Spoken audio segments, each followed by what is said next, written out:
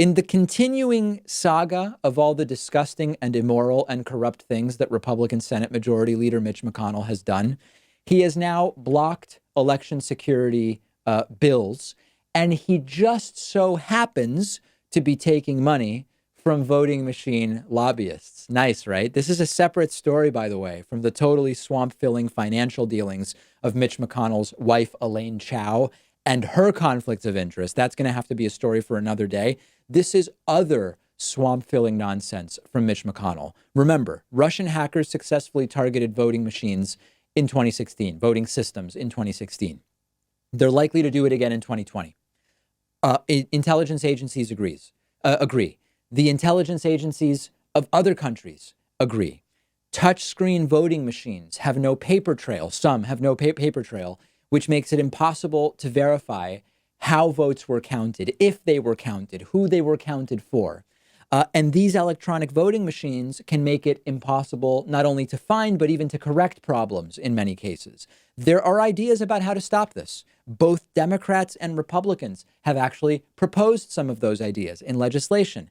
Every single bill that has been proposed has been stonewalled by Republican Senate Majority Leader Mitch McConnell. And of course, big surprise, it just so happens that the two biggest voting machine companies have hired lobbyists at the federal level who recently have contributed to Mitch McConnell's reelection campaign for Senate in Kentucky. Just delightful, right? The system we have. The two companies I'm talking about are ES&S and Dominion Voting Systems. Between the two of them, those two companies supply 80% of the country's voting machines.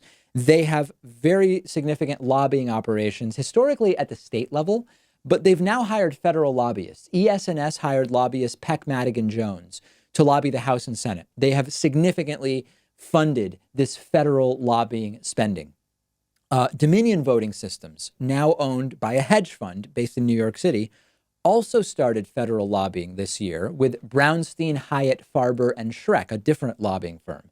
Many of the lobbyists working for both of these companies have donated to Mitch McConnell's campaign and to Mitch McConnell's joint fundraising committee. So listen, can we prove that Mitch McConnell is blocking election security bills because of the donations from voting machine lobbyists? No, that's not the point, and that's by design. That's how the system is designed. Even if there isn't actual provable foul play here, this is a corrupt system. That it is even legal for voting machine companies that tally election results to go and donate money to elected officials who are participating in those elections, which may be tallied by their voting machines, is a sickening but legal status quo in the way things work in this country. Last segment, I said, we have over-criminalization in the street crime world in the United States.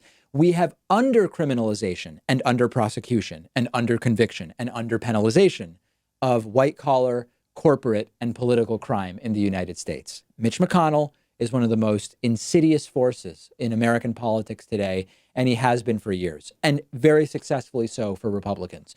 His role in helping Republicans control the courts, including his amazingly successful, if you're a Republican, obstruction of Obama Supreme Court nominee Merrick Garland.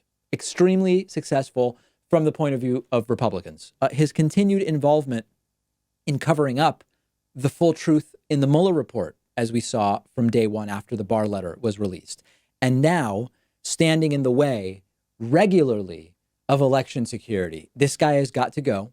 There are unfortunately no serious challengers right now on the basis of polling at taking him down in Kentucky. I know that there is at least one declared candidate. That candidate, from the polling I've seen, is not standing any chance at this point in time.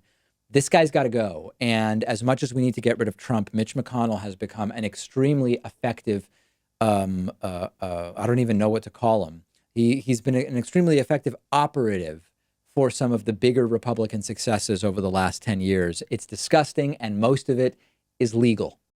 Today's program is sponsored in part by Blinkist.com/Pakman. If you've not already heard about Blinkist, it's amazing. It's an app for your phone, tablet, or web browser. And what they do is they take nonfiction books, popular nonfiction, critically acclaimed nonfiction.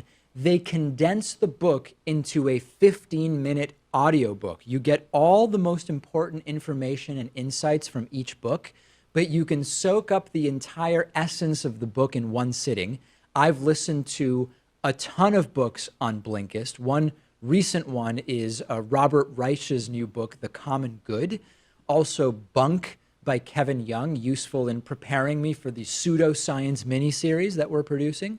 And if you are a David Pakman Show viewer or listener, you can get a 7-day free trial by going to Blinkist.com/Pakman. If you're watching on YouTube, use the link in the video description.